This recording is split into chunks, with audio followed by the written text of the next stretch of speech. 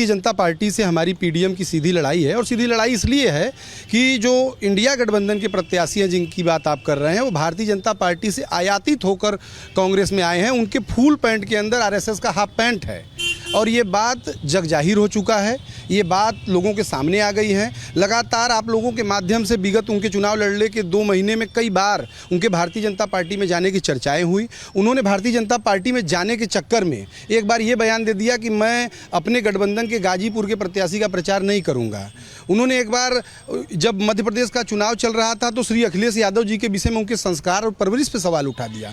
तो कहीं ना कहीं ये सब बोल के वो रास्ता बना रहे थे भारतीय जनता पार्टी में जाने का। जब वो नहीं जा पाए, उनकी टेबल पे बैठ के बातें नहीं हो पाई, तो वो मजबूरी में चुनाव लड़ रहे हैं। ये फिक्स मैच है।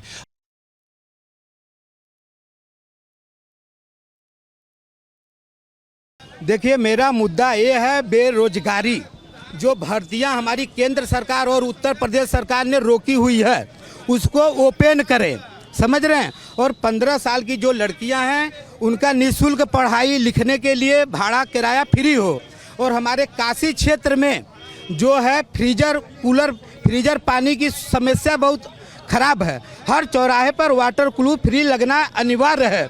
जो हमारे 25 साल के ड्राइवर भाई हो गए हैं उनका लाइसेंस जो कि घर पर बैठे हैं, कम से कम जनता केंद्र सरकार एक पेंशन के रूप में उनको 5000 सलाह। प्रधानमंत्री नरेंद्र मोदी के सामने आप चुनाव लड़ रहे हैं, क्या आधार है इसका?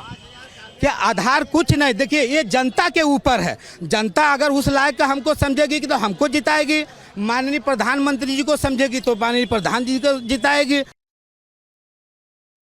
तारीख से हमने वो पर्चे को लिए हैं, ट्रेजरी फार्म भर दिए।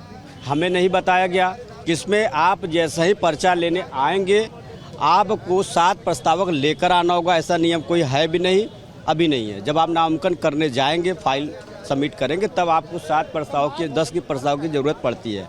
लेकिन ऐसा नियम जब आप पर्चा ले लेंगे तब है। लेकिन हम लोग को सीधा कर रहे हैं कि आप 7 प्रस्तावक लेके आइए। महोदय जी, ये बताइए कि वहाँ लाइन में सारे लोग खड़े हैं, अगर 10-10 एक व्यक्ति अगर ले जाएगा तो क्या उसको अटेंड कर पाएंगे लोग? तो अभी आपका नामांकन हुआ नहीं है? फिर नहीं, नामांकन नहीं है, फार्म देवा नहीं तो नामांकन कैसे होगा? साहब, हम सरकारी अभिलेखों में तो मरे हुए ही है। इस चुनाव के लिए भी संघर्ष कर रहे हैं कि हमें कैसे भी हमारा नामांकन दाखिल हो जाए और हम जिंदा हो जाए। यहाँ भी हमारा शोषण हो रहा है साहब। हमसे 25,000 रुपये भरवा लिए साहब, और जब फार्म देने की पारी आए तो बोलते हैं तुम मुर्दा जिंदा हो, तुम्हें नहीं मिलेगा। काहे नहीं मिलेगा साहब? हमारा 25,000 रुपया भीख टुकड़ा मांग के हम आपको दे दिए, तब ले लिए। पैसा लेने के टाइम नहीं आपको मुर्दा जिंदा दिखा, और जब फार्म देने की बात आ रही है तो कह रहे हो कि मुर्दा जिंदा है, इसको फार्म नहीं मिलेगा, और हमें मार के जो है कि बाहर का रास्ता दिखा दिए साहब। ये बताइए, इस चुनाव को लड़ने का मुख्य मकसद क्या है? क्या आप अपने आप को जिंदा साबित करें? जी जी जी, हमको नहीं बनना है राष्ट्रपति, हमको नहीं बनना है प्रधानमंत्री, हमको नहीं बनना है सांसद, सिर्फ जिंदा होना है साहब।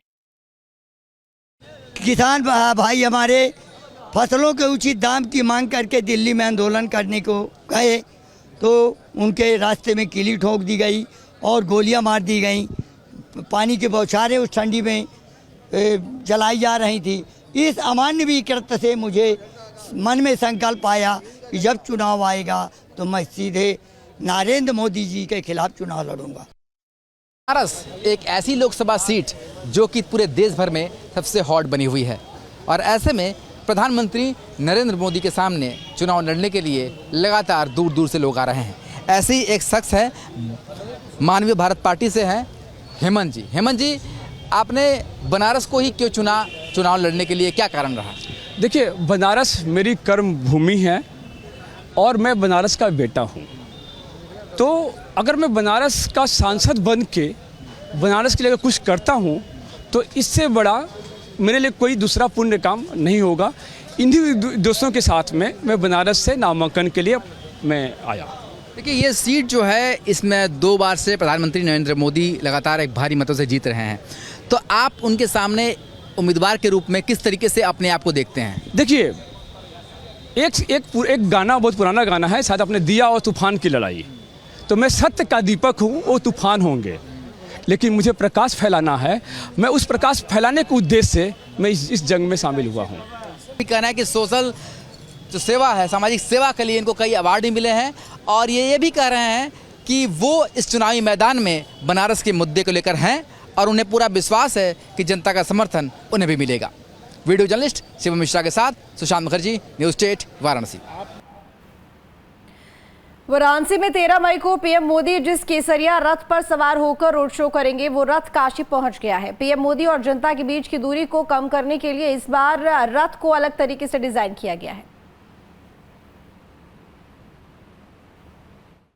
ये गाड़ी, इस पे प्रधानमंत्री जी होंगे और उनके एसपीजी के जो भी लोग हैं वो रहेंगे।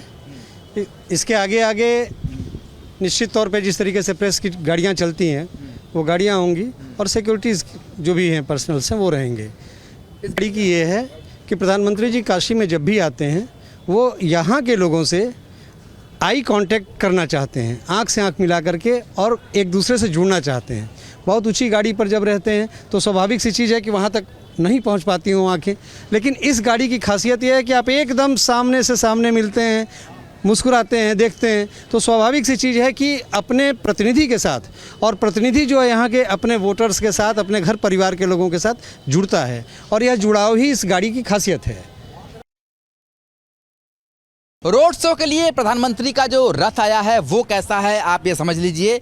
यहाँ से प्रधानमंत्री सवार होंगे, सीढ़ी नुमा बना ये रथ है और वहाँ पर खड़े होंगे। सामने जो है एसी के चेंबर्स भी आपको दिखाई दे जाएंगे और ये पूरा रथ इस तरीके से बनाया गया है कि प्रधानमंत्री जो सीधे सीधे लोगों से सामने इंटरेक्शन करते हुए दिखाई दे, और इसीलिए इसे थोड़ा ऊंचा भी बनाया गया है। अगर इस तरीके से बात की जाए तो यहाँ पर एलईडी लाइट्स लगी हुई है। आप यहाँ पर एलईडी लाइट्स देख सकते हैं, जो रात में एलईडी लाइट से जलेंगे तो रथ जो है पूरी तरीके से चमकता हुआ दिखाई देगा। दूसरी तरफ प्रधानमंत्री नरेंद्र मोदी जी की जो तस्वीर है वो यहाँ पर तस्वीर आप देख सकते हैं। ये तीनों तस्वीर हैं और 3 तस्वीरों में प्रधानमंत्री के अलग अलग स्वरूप को दर्शाया गया है। दूसरी तरफ हमारे साथ और भी लोग हैं, उनसे बात करते हैं। सर ये बताइए, जो रथ है इसके माध्यम से प्रधानमंत्री कितना ज़्यादा कनेक्ट कर पाएंगे आम आदमी को, किस तरीके से इसे बनाया गया? दरअसल में देखिए, आदरणीय मोदी जी जब ये लंका से चलेंगे मालवीय जी की प्रतिमा से, तो इस बार का यह रथ आप देखे हैं कि पिछली बार की अपेक्षा ऊंचाई में कम है। ये कनेक्टिविटी के लिए है कि लोगों का एक ये होगा कि मोदी जी बहुत ऊंचाई से नहीं, हमारे लगभग लेवल में हैं। मोदी जी जो भी काम करते हैं वो लोगों को दृष्टि में रख के करते हैं, और आप जानते हैं कि वो गांव गरीब किसान नौजवानों के नेता हैं, उन्हीं के कल्याण के लिए हमेशा काम करते हैं। काशी का रोड शो एक ऐतिहासिक रोड शो होता है जो पूरी दुनिया में उससे बड़ा रोड शो कोई दिखता नहीं है। उसी को मद्देनज़र रखते हुए आदरणीय मोदी जी यहाँ लंका से चलते हैं। जब अपने मालवीय जी की प्रतिमा से उनको माल्यार्पण करने के बाद धीरे जाएंगे मुमुक्ष भवन के बाद 80 से होते हुए पुनः वो सोनारपुरा और मदनपुरा से होते हुए गोदलिया, और गोदलिया से काशी विश्वनाथ धाम तक उनको जाना है। ये रथ पिछली बार की से नीचे है और बहुत अच्छा रथ बनाया गया है। मोदी जी इस रथ पर चढ़कर लोगों से जुड़ाव के लिए ऐसा लगता है कि इस रथ का जो ऊंचाई है थोड़ा नीचा किया गया है। यानी कि आप ये कहना चाहते हैं कि इस रथ के माध्यम से जनता से और करीब हो जाएंगे जननायक? जी हाँ, निश्चित तौर पर करीब तो हैं ही, लेकिन इससे और करीबियाँ बढ़ेगी। लोगों के मन में इतना जरूर होगा कि हर बार मोदी जी काफ़ी ऊंचाई पर थे, लेकिन इस बार हम लोग के नज़दीक आ रहे हैं, नज़दीक से हैं। और मोदी जी देखिए है क्या, मोदी जी बराबर कहते हैं कि अपनी काशी, हम लोग भी कहते हैं, काशी की जनता कहती है कि हमार मोदी हमार हैं। ऐसे मोदी से जितना जुड़ाव रही काशी की जनता के साथ साथ देश के जनता की भी दिखाई ना पड़ी कि कैसा ऐतिहासिक शो इस बार हो रहा है और किस तरह से लोग मोदी जी का स्वागत करते हैं, अपने मोदी जी का स्वागत करते हैं। हमरे लाल का स्वागत करो, ये उत्साह मोदी जी के ही नहीं, पूरे मोदी जी के प्रति पूरे काशी में एकदम बढ़िया सा भरल बड़ा। कहा जाता है कि तीसरी बार ये लोक शो हो रहा है और हम देख भी रहे हैं। इस बार आप लोग कितनी भीड़ की उम्मीद कर रहे हैं? देखिए, भीड़ तो हम लोगों की जो तैयारी है उसके हिसाब से कम 6 से 7 लाख लोग रोड शो में जरूर आएंगे, इससे कम संख्या नहीं रहेगी। प्रधानमंत्री के आगमन से पहले पूरी काशी को किस तरीके से मोदी में कर दिया जाए, इसकी पूरी तैयारी हो चुकी है। रथ भी आ चुका है। अब इंतजार हो रहा है कि वो घड़ी कब आए जब प्रधानमंत्री का रोड शो वाराणसी के लंका से शुरू हो। वीडियो जर्नलिस्ट शिवम मिश्रा के साथ सुशांत मुखर्जी, न्यूज़ स्टेट, वाराणसी। 13 मई को वाराणसी में पीएम मोदी के आगमन को लेकर जनता और कार्यकर्ताओं में उत्साह है। वहीं रोड शो को भव्य बनाने के लिए प्रधानमंत्री मोदी के कटआउट के साथ सेल्फी लेने की खास व्यवस्था भी की गई है। वहीं महिला शक्ति को दर्शाते हुए रोड शो के आगे इस बार महिला कार्यकर्ता चलेंगी। बहुत उत्साहित है प्रधानमंत्री के रोड शो को लेके। हम लोग की तैयारी चल रही है बहुत अच्छे तरीके से, क्योंकि ये हमारे माननीय प्रधानमंत्री हम लोग इस बार ही 400 पार का नारा लगा रहे हैं और तैयारी भी हम लोग की बहुत ज़बरदस्त है। अगर से हम लोग कहा जाए कि घर की कोई शादी ब्याह पड़ जाता है तो घर वालों को कितनी चिंता होती है, कितनी भाग दौड़ होती है, इस तरह हमारे मोदी जी जो हमारे ही काशी के प्रधानमंत्री के रूप में स्थापित हुए हैं, वो सांसद हैं, यहाँ के हैं। हम लोगों की जिम्मेदारी बहुत ज़्यादा बढ़ गई है और हम लोग बड़े उत्साह के साथ सारी बहनें काशी की बहनें लगे हुए हैं और 400 पार का नारा ये पूरा करेंगे। बहुत उत्साहित है हम लोग, क्योंकि इस बार का जो माननीय प्रधानमंत्री जी ने हम सभी को एक लक्ष्य दिया है, अब की बार 400 पार, उस पर हम लोग पूरी तरह से कार्य कर रहे हैं। रोड शो को भी लेकर आप देख रहे होंगे कि किस तरह से तैयारियां चल रही हैं, क्योंकि हम लोग इस बार सिर्फ देश के प्रधानमंत्री नहीं, वर्ल्ड लीडर चुनने जा रहे हैं। हमारे आदरणीय प्रधानमंत्री श्री नरेंद्र मोदी जी, जैसा कि वो काशी का मान है, हमारे युग पुरुष ने देश के साथ साथ हमारे काशी को एक भव्य काशी बना के दिया है। और आप देख रहे होंगे कि कितना उत्सुकता है हम बहनों में। मातृशक्ति को जैसा कि उन्होंने शुरू से एक घर का मुखिया की तरह रखा हुआ है, उसी पर हम लोग कार्यरत हैं। और जब हमारे प्रधानमंत्री जी ने कह दिया कि अब की बार 400 पार, तो फिर बम बम है 400 पार। उत्साह है और ज़बरदस्त तैयारी है और इसके लिए कोई आगे कोई शब्द नहीं है कि हमारे प्रधानमंत्री जी आ रहे हैं और अब की बार 400 पार होना ही है। इस बार कुछ नया करवाया गया है, महिलाओं को सबसे आगे मोदी जी के साथ साथ रैली में चलना है। इसके लिए आज से लेके 3 दिन हम लोग को प्रैक्टिस करवाया जाएगा, जो अभी हम लोग प्रैक्टिस करके आ रहे हैं। तैयारी पूरी है? तैयारी पूरी है और काशी की धरती पे महिला शक्ति ने शंखनाद किया है और राहुल जी को जवाब देने के लिए महिला शक्ति खड़ी है। उन्होंने शक्ति को ललकारा है। ये काशी की धरती और पूरे देश की धरती और पूरे देश की महिलाएं ने राहुल जी का 400 पार मोदी जी को ला के ही छोड़ेंगे।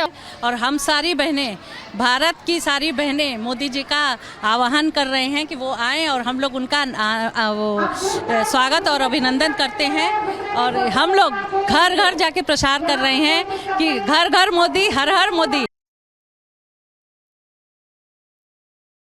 प्रधानमंत्री नरेंद्र मोदी के रोड शो के लिए पूरा बनारस सज कर तैयार हो रहा है।